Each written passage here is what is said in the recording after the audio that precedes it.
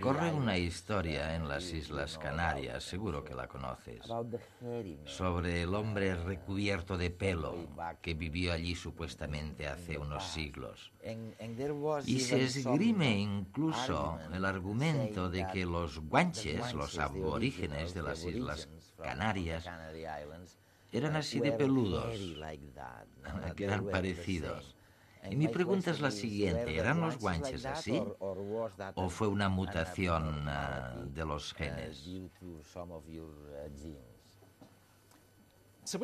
Cuando los españoles invadieron las Canarias, y aunque no sea muy educado decirlo, cometieron un genocidio y exterminaron a los guanches, ¿has dicho?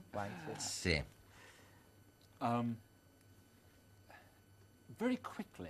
A los guanches. Rápidamente se generó una mitología en torno a los guanches. ¿Quiénes eran? Eran personas primitivas, salvajes. Lo que encajaba perfectamente con la mitología que ya estaba allí, presente en toda Europa, sobre personas peludas que vivían en los bosques. Tengamos en cuenta que esta fue una de las primeras tribus primitivas que se encontraron los europeos cuando traspasaron sus fronteras para descubrir nuevos mundos. Fue antes de la llegada de los españoles a Sudamérica, por ejemplo. Así que de repente se encuentran con esta tribu. Y al cabo de unos años aparece un hombre, un chico de hecho, al que llevan de las Islas Canarias a Francia, a la corte del rey Enrique de Francia.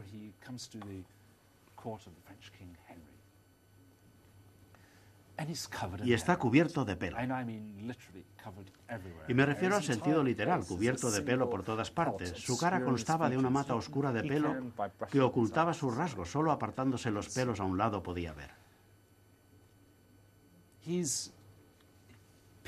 A la gente le fascinó y surgió la pregunta: ¿no será uno de los guanches, uno de los últimos de la tribu? Tal vez era así, pero no. No fue así. Solo tenía, por lo que parece, un trastorno que se llama hipertricosis.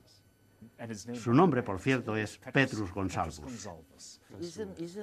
¿Fuiste tú o tal vez alguno de tus colegas el que dijo, en lo relativo a la vellosidad, todos los embriones al principio son peludos? Sí.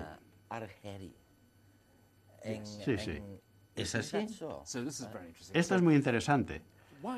¿Por qué exactamente tiene tanto pelo esta gente? Es decir, claramente se debe a mutaciones, pero ¿qué es exactamente lo que funciona mal?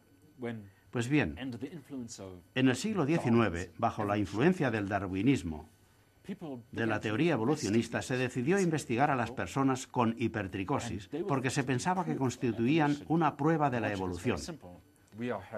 La lógica es muy simple. Nosotros tenemos muy poco pelo o vello, por lo general. Los simios, nuestros antepasados, son muy peludos.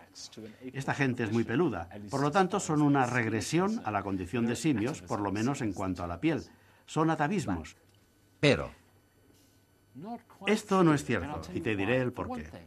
Por una cosa, cuando miras el pelo de un chimpancé, nuestro pariente más cercano, y tenemos que hacer esto ya que no sabemos nada de la apariencia del pelo de nuestros antepasados, porque el pelo no se fosiliza, si miramos a nuestros parientes más cercanos, los chimpancés, lo sorprendente es que no tienen tanto pelo en la cara. Apenas tienen pelo alrededor de la nariz, de las mejillas, de las cejas.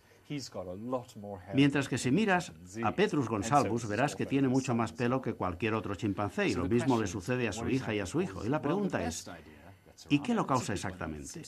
La mejor idea que se baraja, y es una buena idea, y parece cierta, es que si miras el pelo de la gente que tiene este trastorno, la hipertricosis, y todavía quedan algunos, hay una familia en México que trabaja en el circo y se gana muy bien la vida con esta misma enfermedad, si miras el pelo, se trata de un pelo muy fino, incluso más fino que el cabello terminal que tenemos en la cabeza, o que algunos de nosotros tenemos en la cabeza.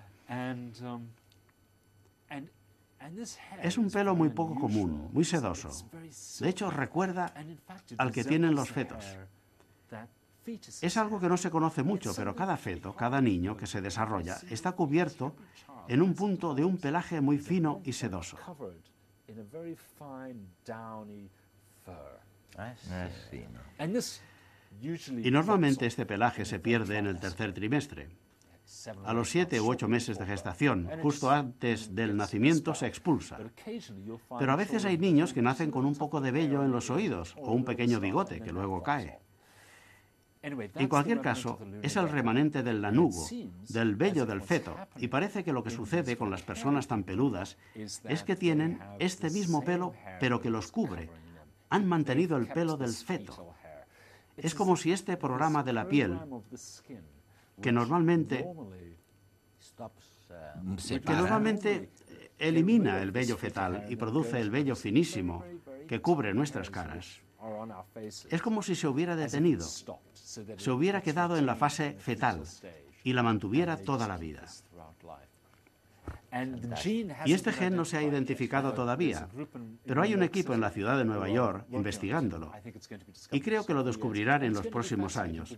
Y será fascinante, porque cuando descubramos el gen, nos dirá mucho sobre cómo se controla nuestro cabello y tal vez podamos hacerlo crecer, si queremos. Y posiblemente querremos, ¿no? Creo que alguno de nosotros querría hacerlo.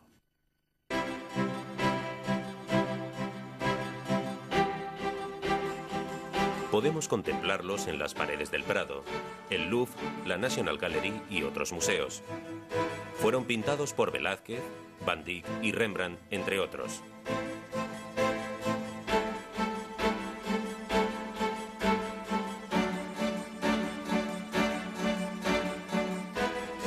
Son los enanos de corte, ataviados con ricas vestiduras, pero con el triste privilegio de servir como objeto de diversión a los cortesanos.